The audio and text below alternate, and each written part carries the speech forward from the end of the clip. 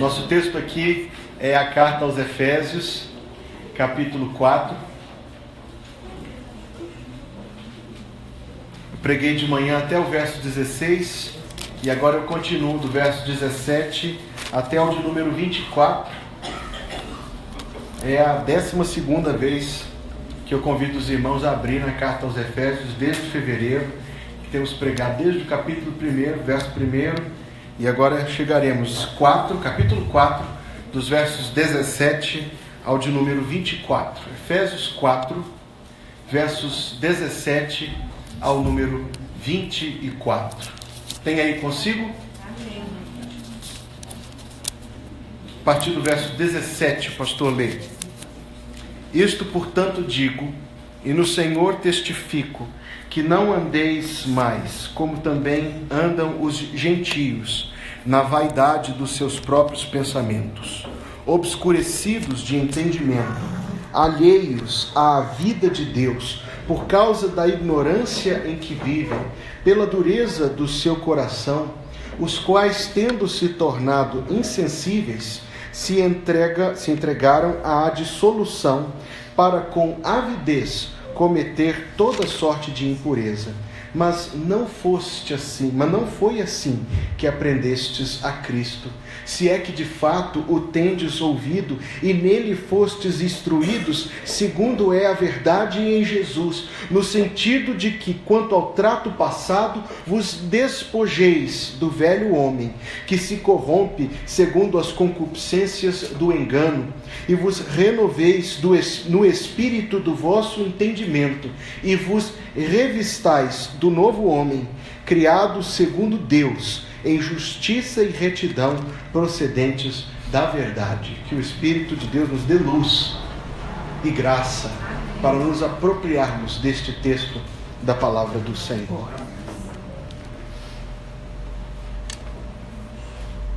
Nosso pensamento, irmãos, começa querendo perguntar aos irmãos: o que seria da sua vida, o que seria da vida de cada um de nós a parte de Deus?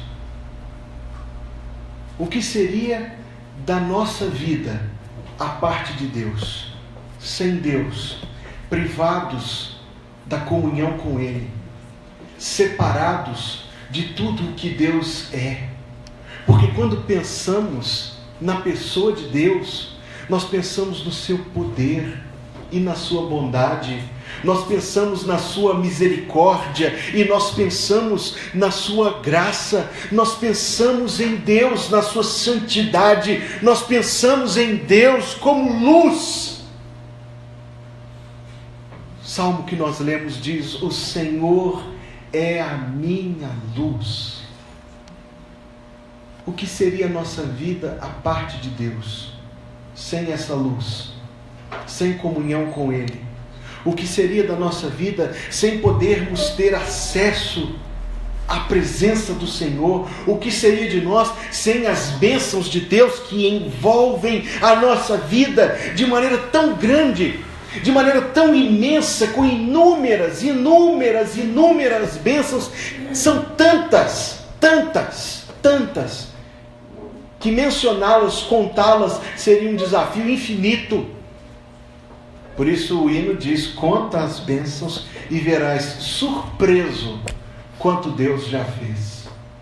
O que seria de nós a parte de Deus? O que seria de nós sem Deus?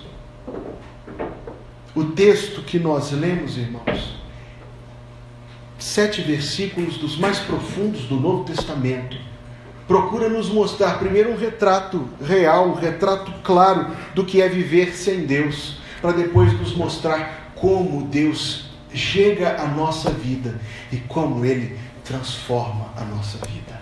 Esteja com sua Bíblia aberta aí no capítulo 4 e eu começo a leitura no verso 17.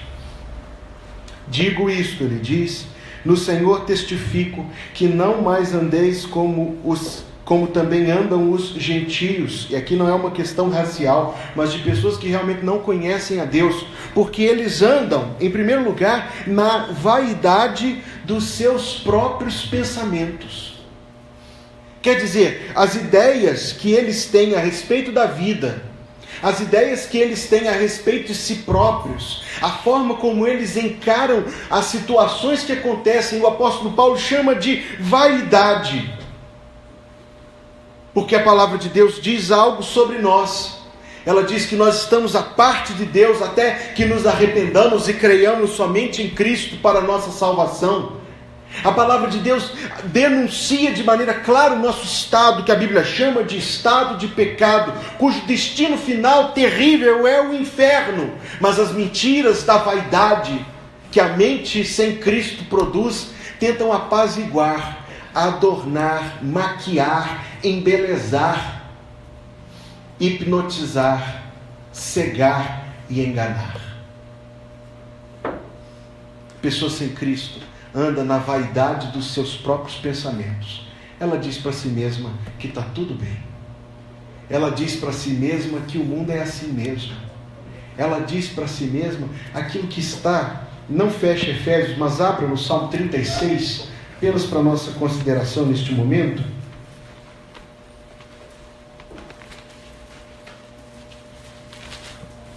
Salmo 36, em que o salmista faz um retrato claro, em diálogo com o texto que estamos lendo.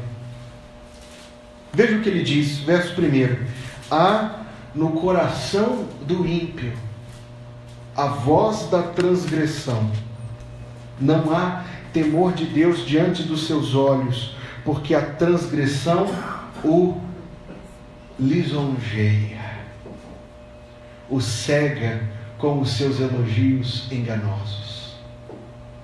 Se alguém quiser te vender um produto, é mais fácil vender se ele julgar primeiro a sua moral lá em cima. O pecado nos engana com as suas mentiras vaidosas.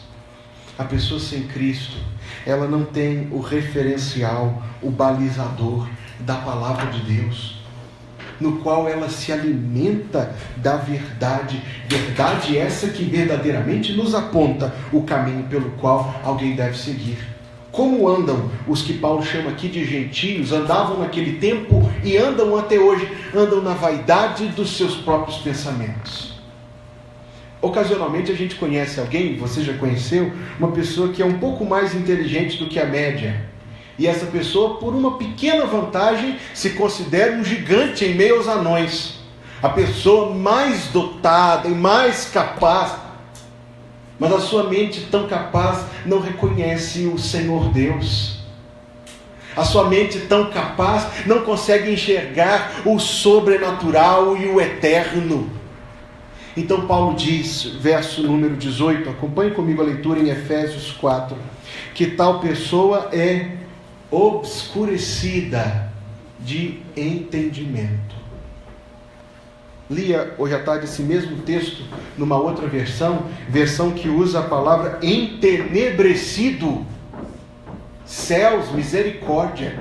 Entenebrecido, obscurecido, é simplesmente o recado claro de que a mente, que o coração, que a pessoa sem Cristo não somente anda se gabando das vaidades mentirosas do seu coração, mas mais que isso, ela está escurecida e em trevas. O texto que nós lemos, ela não pode dizer, o Senhor é a minha luz, porque ela não conhece a luz. Eu preguei sobre esse texto faz poucos dias, no final de maio, eu estava trazendo a mensagem no Salmo 27, mas é porque essa expressão me impressiona, me comove, que em determinado momento de sua vida, um homem de Deus, cheio do Espírito Santo, junte as palavras para dizer, o Senhor é a minha luz, porque eu repito isso várias vezes, quando a gente passa por aperto, quando eu passo eu digo, o Senhor é a minha luz e a minha salvação. Mas pense o sentimento no coração daquele que foi o autor original desta ideia. Ele olhou para Deus, para a presença de Deus na sua vida e disse, o Senhor é a minha luz. Tudo que Deus é para mim, a sua presença, a comunhão com Ele, a segurança que eu tenho em andar com o Senhor, Ele é a minha luz. A quem temerei? Ele é a força da minha vida. De quem, ele pergunta, de quem eu me recearei? Estar sem Cristo, estar à parte de Cristo, é não experimentar estas delícias que a fé e que a graça de Deus nos oferecem. A pessoa obscurecida de entendimento vive a sua vida diária, faz o que tem que fazer, vai para lá e para cá, e, para usar uma expressão popular, ela não sabe o que está perdendo, realmente não sabe, porque para ela o mundo é só isso, é só o ir e o vir, o comprar e o comer e o pagar boletos. Falta uma percepção, uma sensibilidade para Deus, para a graça de Deus, para o poder de Deus, para a certeza abundante de que as promessas deste livro bendito são promessas reais. E isso faz uma diferença tão grande na forma como vivemos. Ontem, no dia de ontem ou sexta, o Isabel vai me corrigir, mas faleceu aquele cantor evangélico Feliciano Amaral. Tinha entrado para o livro Guinness dos Recordes como o cantor solo há mais tempo em atividade no mundo, porque ele gravou o seu primeiro disco em 1942, e desde 42, 76 anos cantando o louvor do Senhor. Mas a expressão que Isabel usou é a que eu quero me referir. Ela disse: ninguém cantava o céu como Feliciano Amaral. Eu acredito que não cantava mesmo não. Mas por que cantar o céu? Por que cantar o céu? Porque o céu, irmãos, o céu, a presença real de Cristo, a plenitude de todas as promessas, é a ambição mais sincera do nosso coração. Nós trocamos esta vida inteira e tudo que ela tem pelo céu. Nós trocamos tudo deste mundo pelo céu, pela sua beleza, pela sua majestade, pela promessa que Cristo faz. Viver sem Cristo, irmãos, é não saber e nem lembrar que o céu existe. Que horrível! É viver apenas para hoje, talvez amanhã. Não. Vivemos, diz a palavra de Deus, se vivemos, para o Senhor vivemos. Se morremos, para o Senhor morremos. Quer pois vivamos ou morramos, somos. Pense nisso, somos do Senhor, a Ele pertencemos, somos propriedade de Deus. Estar à parte de Cristo é não poder dizer: Cristo é meu. Continuo no verso 18: obscurecidos de entendimento, alheios à vida de Deus. Alheio, estranho, afastado, separado, não conhece, não sabe. Não somente vive na vaidade dos seus próprios pensamentos, obscurecido de entendimento, mas está alheio, estranho a tudo o que Deus se revela ser na sua palavra. Está alheio ao caráter santo, está alheio às grandes obras do Senhor. Porque cantarmos, ó mestre, o mar se revolta, eu disse que isso não é música, isso é remédio. Mas por que remédio? Porque nos faz reportar a Cristo, nosso Senhor, num barco, cercado do mar, na sua voragem feroz. E Ele diz uma palavra só, e o vento para, e o mar se acalma. A vida de Deus é significativa, traz paz, fala ao nosso coração, porque Jesus Cristo é o mesmo ontem, hoje e eternamente, porque Ele prometeu e jurou estar conosco. Ele diz: não te deixarei, nem te desampararei. A Bíblia não é um catálogo de histórias ou de fatos antigos, é o poder e a presença de Deus em nossa vida, nos chamando para perto dEle, e nós experimentamos o renovo, o refrigério que é andar com o Senhor. Quando suas forças desfalecerem, a palavra de Deus nos diz: fortalecei-vos no Senhor e na força do seu poder.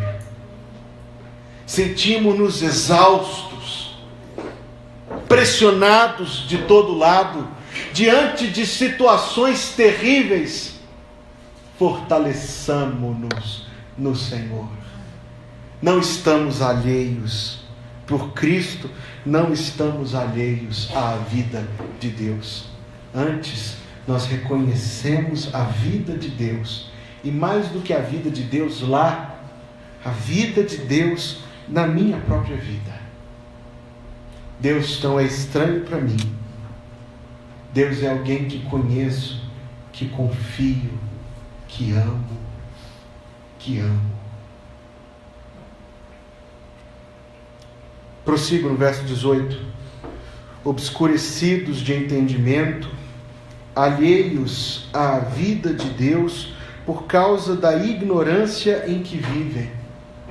Um físico nuclear, uma mente privilegiada, uma pessoa capaz de acessar os mistérios da natureza, mas essa pessoa, com toda a sua inteligência, com toda a sua habilidade e dotação, não olha para o único e verdadeiro Deus. O apóstolo Paulo fala: você é muito inteligente, parabéns, mas é um ignorante e vive na ignorância. É olhar por um lado só. A graça de Deus nos dá, e eu tenho usado essa expressão, a emancipação da mente, a capacidade de olhar além, a capacidade de ver o Senhor. Prossigo. A ignorância em que vivem pela dureza do seu coração. Uma soma tão triste igual essa não poderia chegar em outro resultado. Sabe o que é um coração duro? Um coração duro não é um coração frio, que não sente as emoções da vida, porque tais pessoas sentem a alegria e a tristeza. É um coração comum. A dureza não é com relação a mim ou a você, é uma dureza com relação a Deus, porque a palavra de Deus nos aponta um caminho e o nosso coração diz: por esse caminho eu não seguirei. A palavra de Deus nos manda obedecer-lhe, e o nosso coração endurece, rejeita a obediência ao Senhor. O resultado desta soma só pode produzir um coração duro. E mais, verso 19: tendo se tornado insensíveis, se entregam à dissolução, para com avidez cometerem toda sorte de impureza. Ora, irmãos, talvez a plenitude desse texto não se cumpra na vida de cada pessoa, mas quando a gente olha para o mundo em que a gente vive, para o tempo em que a gente vive, e algumas pessoas têm dificuldade de entender esse mundo, e nós temos dificuldade, um mundo em que tanta injustiça prevalece, um mundo em que a perversidade é coroada como se fosse evolução e progresso, um mundo em que a vida é desdenhada, um mundo, irmãos, terrível. Nós teríamos dificuldade de entender esse mundo se não reconhecêssemos claramente que é o cumprimento destas palavras: um mundo insensível a Deus. E por ser insensível a Deus, se entrega à única alternativa que tem: dissolução e impureza. Nós enxergamos que a forma intensa, a forma louca, a forma desequilibrada, a forma exaltada, frenética, como as pessoas do nosso convívio, a forma como o mundo busca felicidade, a forma desequilibrada como as pessoas buscam prazer, é a maior prova de que elas não têm encontrado felicidade e nem prazer naquilo que têm buscado. Alguém deseja ser feliz e empreita a sua caminhada à busca da felicidade. Normalmente as pessoas que nós conhecemos que apresentam a desculpa que querem ser felizes são as mais egoístas, são as mais cruéis, são aquelas que fazem suas famílias, seus amigos, as pessoas do seu convívio pagarem o preço do seu egoísmo. É a prova de que não encontra felicidade. A forma louca como as pessoas buscam prazer é a prova de que o prazer não está nas coisas em que as pessoas o têm buscado, não está em copos, não está em corpos, não está nas ações insensíveis a Deus, porque indo por tais caminhos se encontrará apenas mais sede de felicidade e mais sede de prazer. É tentar matar a sede com água salgada. Tira a sede, gente? Não. Tentar ser feliz em copos e corpos. Tentar ser feliz em prazeres e poderes. Tentar encontrar a solução e a satisfação da sua existência em qualquer coisa que não seja Jesus Cristo é vão. Em tua presença, diz o Salmo 16, em tua presença há plena alegria, na tua destra delícias perpetuamente. Quem quer ser feliz deveria buscar Jesus. Quem quer prazer deve buscar Jesus somente. Quem quer satisfação deve buscar somente o nome de Cristo. Satisfação é ter a Cristo. Não há maior prazer já visto. Sou de Jesus e agora eu sinto satisfação sem fim. Deus, porém, é um Deus de infinita misericórdia. Deus olha para esta cena que as palavras que lemos pintaram e olha com grande compaixão em seu coração e a decisão de intervir em nosso favor. Verso número 20.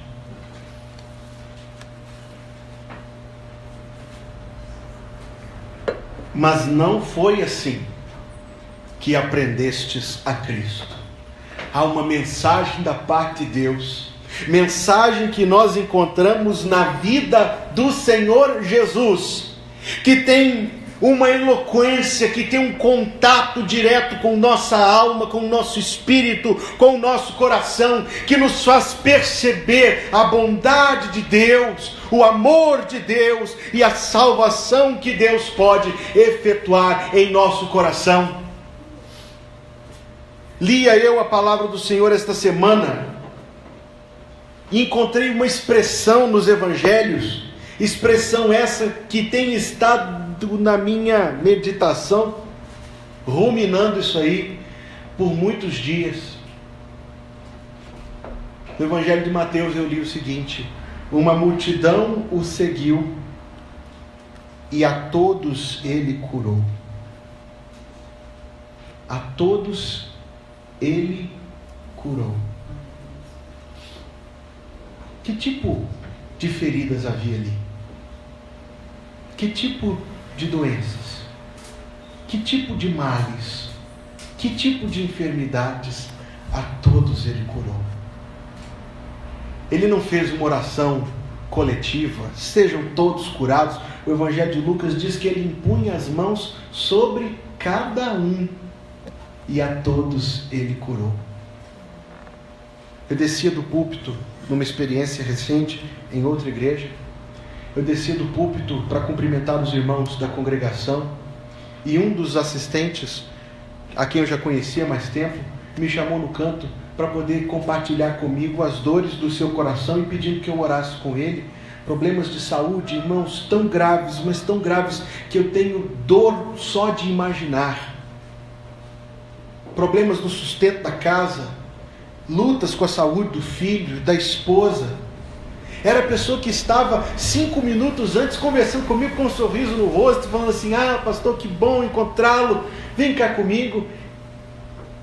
Isso me faz perceber, irmãos, num grupo como este, em que nós vemos o olhar um do outro e o rosto um do outro, mas somente Cristo vê o coração. Somente Cristo conhece aquilo que você tem atravessado no seu dia a dia. as lutas e as dores. É nesse sentido, minha irmã, que eu me aproprio desta palavra. A todos Ele curou.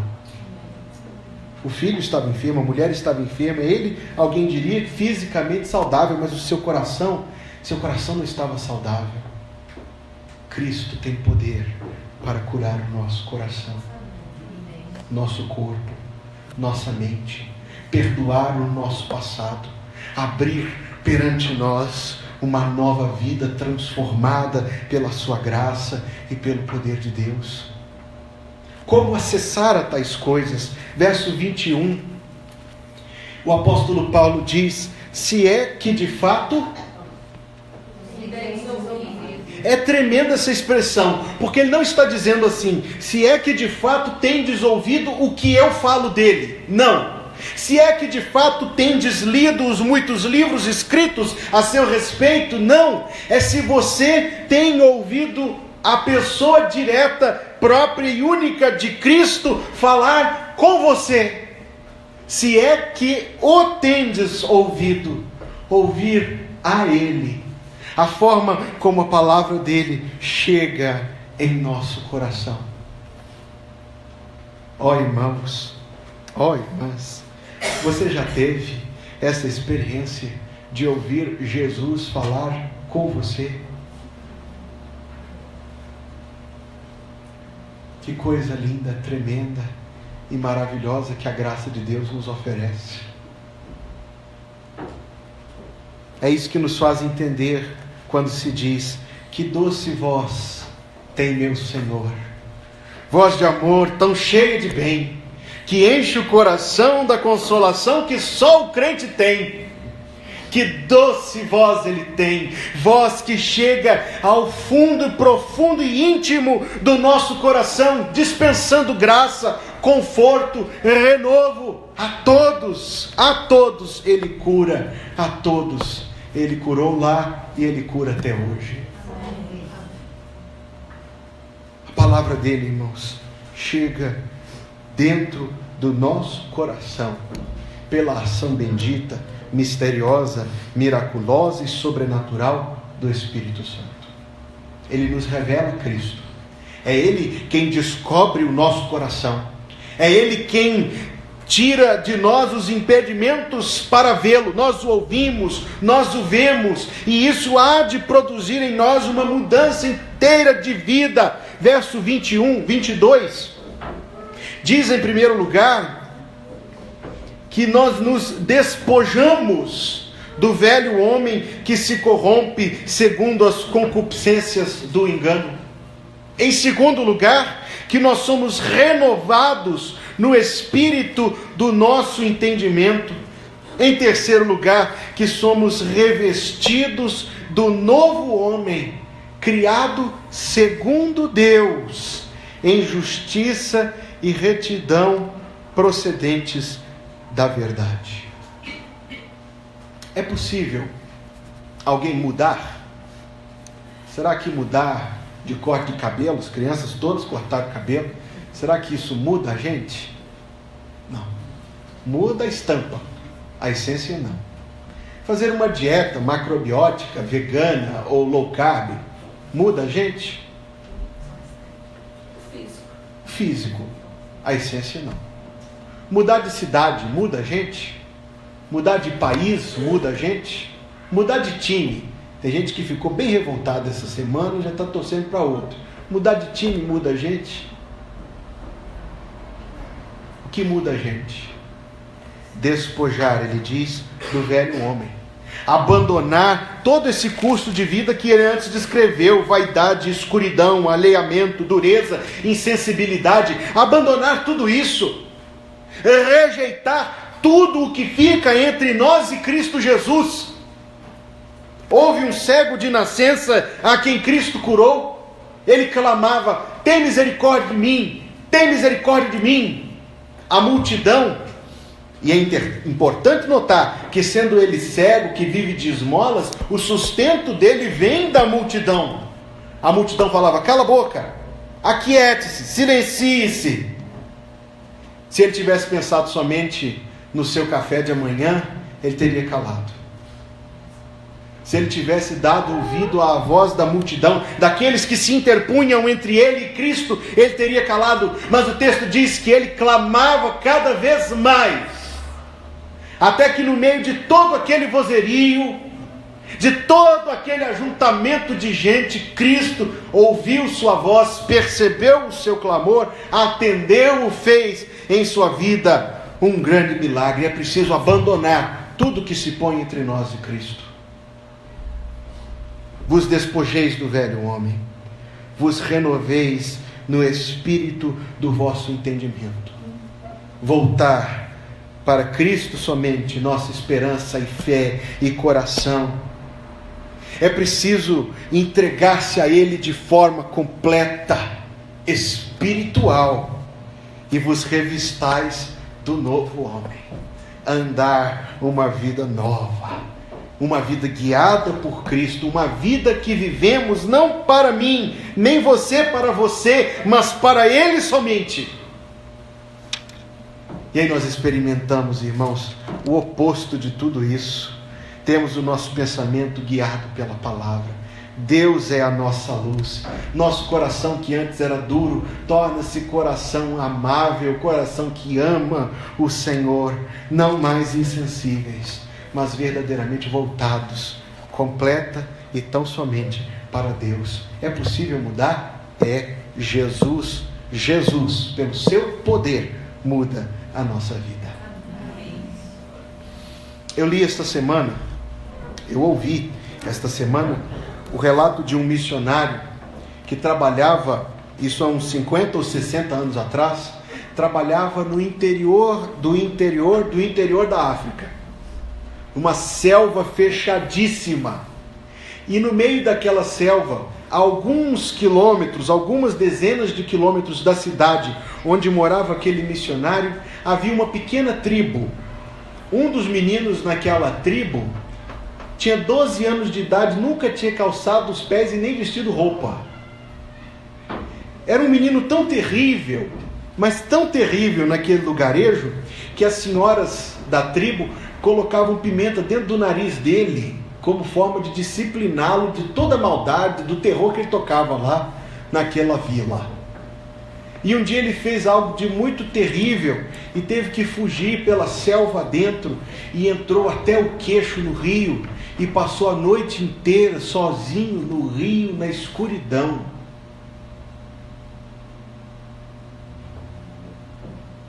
E então veio ao seu coração um pensamento sobre Deus. Ele olhou para todo mundo ao seu redor, passou a noite em claro no rio, teve bastante tempo para pensar e disse: esse rio, alguém fez esse rio. Essa mata, alguém fez essa mata. A mim, alguém me fez. E então saiu do rio na manhã seguinte, na direção oposta, andando pela selva dentro, até que foi encontrado pelo missionário que falou para ele um pouquinho mais do que ele tinha pensado, apresentou para ele a mensagem do Evangelho, da salvação pela graça e pelo poder de Deus. O missionário pôs calçado nele, pôs roupa nele, cortou o cabelo, e aquele menino que era terrível, tornou-se uma criança, um jovem, na presença do Senhor. E até onde eu ouvi o missionário falar, tinha se casado, tinha filhos, trabalhando pela causa cristã lá onde vivia. Sabe o que isso me faz pensar? Você não está numa selva, graças a Deus por isso. Você tem roupa, você tem calçado, você está numa igreja, você tem a Bíblia na sua mão, você tem a oportunidade de ouvir a mensagem que chega ao seu coração. Que mensagem é esta? A que foi posta na placa na esquina da igreja: crê no Senhor Jesus e serás salvo. Direi novamente: crê no Senhor Jesus e serás salvo. Se em teu coração creres e com tua boca confessares, serás salvo. Todo aquele que invocar o nome do Senhor será salvo. Passará de uma vida sem Deus para uma vida com Deus. Passará da solidão, das trevas e da tristeza para aquilo que o apóstolo Paulo falou. Alguém que vive em retidão, que procede da verdade, alguém que anda na luz do Senhor. Um dos hinos do cantor, eu não o programei para o culto dessa noite, mas eu queria ler uma estrofe dele. Será, irmã, que você me ajuda? O 279? Se me dá só o tom, a gente já consegue. Abra o inário aí que está diante de você, no 279.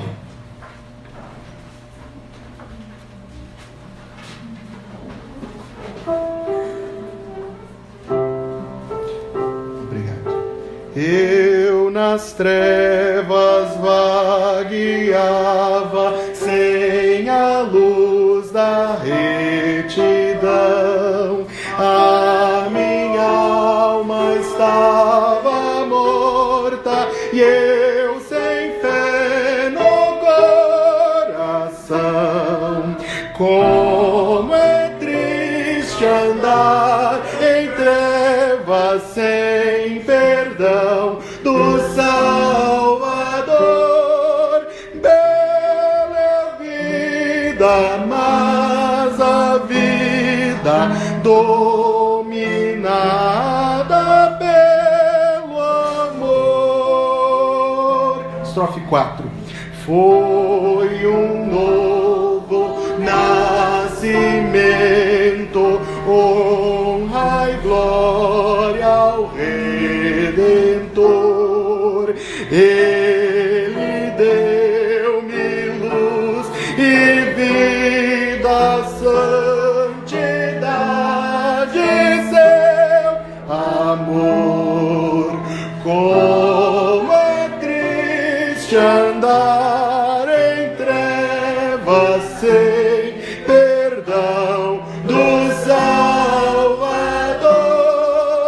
Bela vida, mas a vida dominada pelo amor.